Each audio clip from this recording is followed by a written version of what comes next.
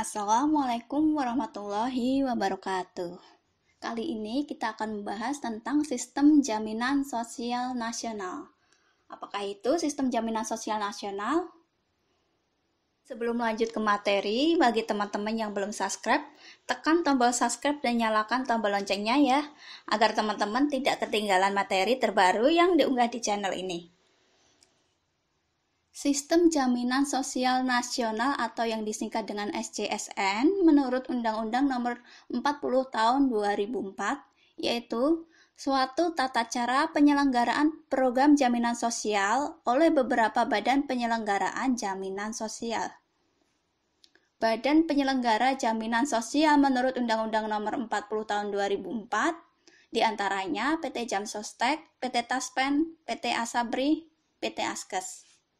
Di sini yang menyelenggarakan jaminan sosial kesehatan yaitu PT Askes. Selanjutnya untuk melaksanakan dari SJSN tersebut, dibuatlah peraturan yang mengatur tentang badan penyelenggara jaminan sosial yaitu Undang-Undang Nomor 24 Tahun 2011 yang disebut Badan Penyelenggara Jaminan Sosial atau yang disingkat dengan BPJS adalah badan hukum yang dibentuk untuk menyelenggarakan program jaminan sosial.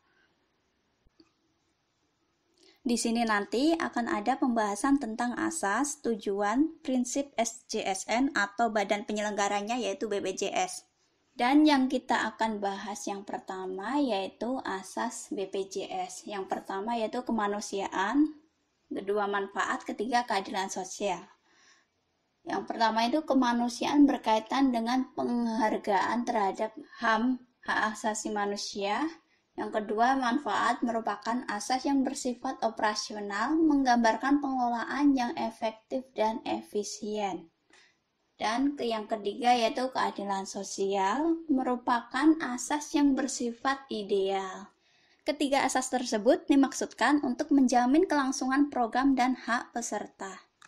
Untuk tujuan dari BPJS itu sendiri yaitu memberikan kepastian perlindungan dan kesejahteraan sosial bagi seluruh rakyat Indonesia, serta memberikan jaminan terpenuhinya kebutuhan dasar hidup yang layak bagi setiap peserta dan atau anggota keluarganya.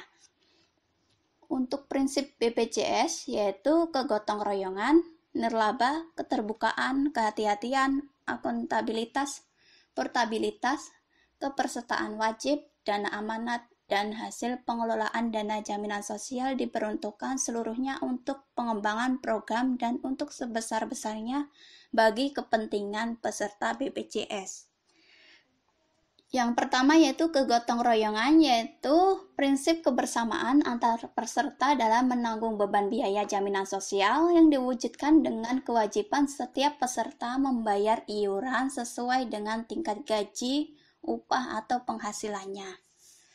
Yang kedua yaitu nirlaba, merupakan prinsip pengelolaan usaha yang mengutamakan penggunaan hasil pengembangan dana untuk memberikan manfaat sebesar-besarnya bagi seluruh peserta. Sedangkan keterbukaan maksudnya yaitu prinsip mempermudah akses informasi yang lengkap, benar, dan jelas bagi setiap peserta. Untuk poin kehati-hatian, menggunakan prinsip pengelolaan dana secara cermat, teliti, aman, dan tertib. Akuntabilitas merupakan prinsip pelaksanaan program dan pengelolaan keuangan yang akurat dan dapat dipertanggungjawabkan. Maksud dari portabilitas yaitu prinsip memberikan jaminan yang berkelanjutan meskipun peserta berpindah pekerjaan atau tempat tinggal dalam wilayah Negara Kesatuan Republik Indonesia. Yang dimaksud dengan kepesertaan bersifat wajib yaitu prinsip yang mengharuskan seluruh penduduk menjadi peserta jaminan sosial dan dilakukan secara bertahap. Yang dimaksud dengan dana amanat bahwa iuran dan pengembangan merupakan dana titipan dari peserta untuk digunakan sebesar-besarnya bagi kepentingan peserta jaminan sosial. Dan yang terakhir, hasil pengelolaan dana jaminan sosial dipergunakan seluruhnya untuk pengembangan program dan untuk sebesar-besarnya bagi kepentingan peserta, yaitu bahwa hasil dividen dari pemegang saham yang dikembalikan untuk kepentingan peserta jaminan sosial. Selanjutnya yaitu pembahasan tentang bentuk dan ruang lingkup BPJS. Untuk bentuknya sendiri, BPJS dibedakan menjadi dua, yaitu BPJS Kesehatan dan BPJS Ketenagakerjaan. Untuk ruang lingkupnya sendiri, untuk khusus kesehatan dikelola oleh BPJS Kesehatan, dan BPJS Ketenagakerjaan menyelenggarakan program diantaranya yaitu jaminan kecelakaan kerja, jaminan hari tua, jaminan pensiun, dan jaminan kematian. Untuk status dan kedudukan BPJS, statusnya yaitu bertanggung jawab kepada Presiden langsung. Untuk kedudukan BPJS, yaitu berkantor pusat di ibu kota negara dan mempunyai kantor perwakilan di provinsi dan kantor cabang di setiap kabupaten atau kota di seluruh Indonesia. Sedangkan fungsi dari BPJS itu sendiri yaitu BPJS Kesehatan fungsinya menyelenggarakan program jaminan kesehatan, sedangkan BPJS Ketenagakerjaan tadi menyelenggarakan program jaminan kecelakaan kerja, program jaminan kematian, pensiun, dan jaminan hari tua. Untuk tugas-tugasnya, diantaranya menerima pendaftaran peserta, memungut dan mengumpulkan iuran, menerima bantuan iuran dari pemerintah, mengelola dana jaminan sosial, mengumpulkan dan mengelola data, membayarkan manfaat dan atau membiayai pelayanan, serta memberikan informasi mengenai penyelenggaraan program jaminan sosial kepada peserta dan masyarakat. Hak dari BPJS yaitu memperoleh dana operasional untuk penyelenggaraan program, serta memperoleh hasil dari monitor dan evaluasi penyelenggaraan program dari DJSN setiap 6 bulan.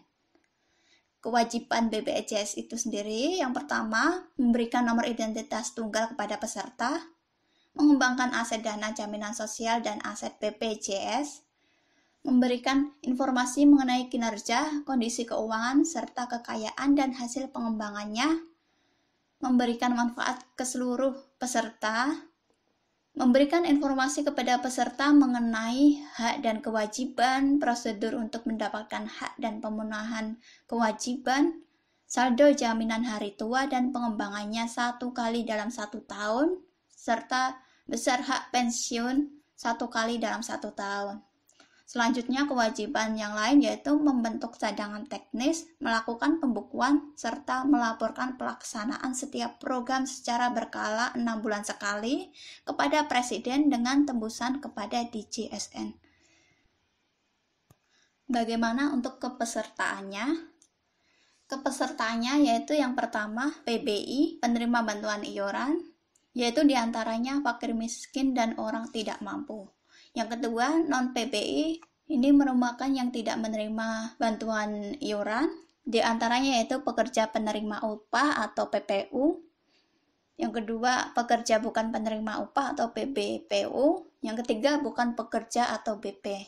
Untuk yang pertama yaitu PPU, di antaranya PNS, TNI, Polri, pejabat negara, pegawai pemerintah non-PNS, karyawan swasta, dan lain-lain.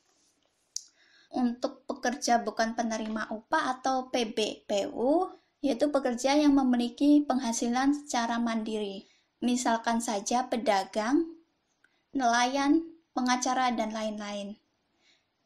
Yang ketiga yaitu bukan pekerja, misalkan saja investor, pemberi kerja, veteran, perintis kemerdekaan, bukan pekerja, serta bukan pekerja yang mampu membayar iuran. Untuk informasi kartu BPJS mencantumkan beberapa hal diantaranya. Yang pertama, nomor peserta BPJS. Yang kedua, nama, selanjutnya tanggal lahir, nomor induk kependudukan atau NIK, serta fasilitas kesehatan tingkat pertama.